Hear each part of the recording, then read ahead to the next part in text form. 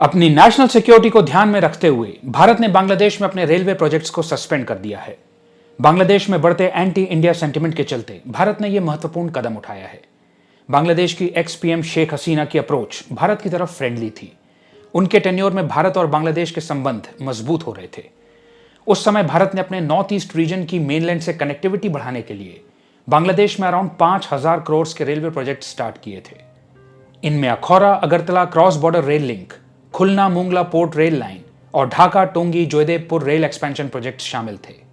इन projects के complete होने से हम अपने देश के नॉर्थ ईस्टर्न हिस्से में पहुंचने का नया ऑल्टरनेटिव रूट तैयार कर लेते। हमें सिलीगुड़ी कॉरिडोर, जिसे चिकन स्नैक भी कहते हैं, केवल उस पर ही निर्भर नहीं रहना पड़ता। बट बांग्लादेश में प्रोटेस्ट हुए, जिसके बाद देश में तख्ता पलट हो गया और मोहम्मद यूनुस पावर में आ गए। उसके बाद से यदि आप बांग्लादेश की पॉलिसीज को ऑब्जर्व करेंगे तो आप पाएंगे कि वो भारत के विरुद्ध रही हैं। फॉर इंस्टेंस, यूनुस चाइना जाते हैं और भारत के नॉर्थ ईस्ट रीजन को लेकर प्रोवोकेटिव रिमार्क्स देते हैं। भारत के नॉर्थ ईस्ट रीजन को लैंडलॉक बताते हैं, बांग्लादेश को ओशन का एकमात्र गार्डियन बताते हैं और कहते हैं कि बांग्लादेश चाइनीज इकोनॉमी का एक्सटेंशन बन सकता है। जाहिर है, ये भारत के स्ट्रेटेजिक इंटरेस्ट के ऊपर डायरेक्ट अटैक था। भारत ने इसके अगेंस्ट स्ट्रॉन्ग ऑब्जेक्शन रेज किया और बांग्लादेश को मैसेज सेंड करने के लिए उसके एक्सपोर्ट्स के लिए ट्रांसशिपमेंट फैसिलिटी को टर्मिनेट कर दिया। इस फैसिलिटी की मदद से बांग्लादेश भारत की टेरिटरी का इस्तेमाल करके अन्य देशों के साथ ट्रेड कर पाता था। बट चूंकि यूनुस क्लेम कर रहे हैं कि बांग्लादेश ओशन का एकमात्र गार्डियन है, तो फिर ठीक है, उसे भारत की टेरिटरी की क्या आवश्यकता है।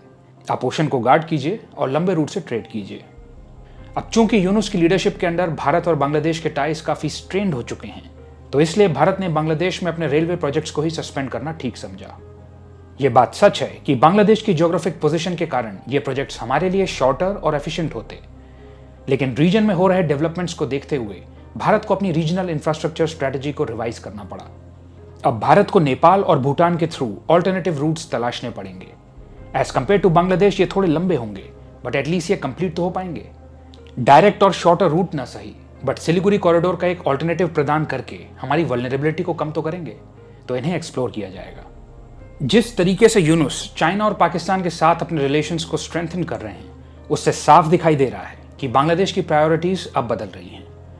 भारत के सिलीगुड़ी कॉरिडोर के नजदीक लाल मोनिरहाट एयरबेस पर चाइनीज प्रेजेंस को इनेबल करना, भारत की रिक्वेस्ट के बावजूद माइनॉरिटीज के प्रोटेक्शन को इग्नोर करना, अपने देश में एंटी इंडिया एलिमेंट्स को अपीज करना, भारत के साथ ट्रेड टेंशंस क्रिएट करना and at the same time Pakistan के साथ ट्रेड कोऑपरेशन इंक्रीज करना, इसी के साथ साथ बीच बीच में एंटी इंडिया रिमार्क्स भी पास करना, ये सब क्या दर्शाता है?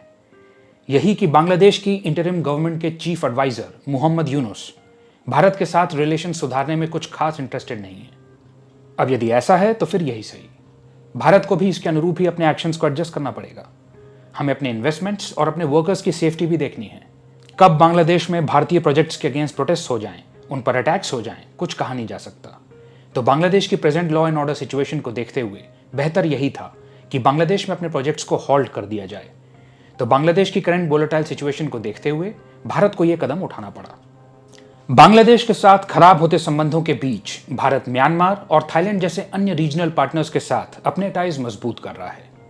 India Myanmar Thailand trilateral highway और Kaladan multi modal transit transport project जैसे महत्वपूर्ण प्रोजेक्ट्स पाइपलाइन में हैं।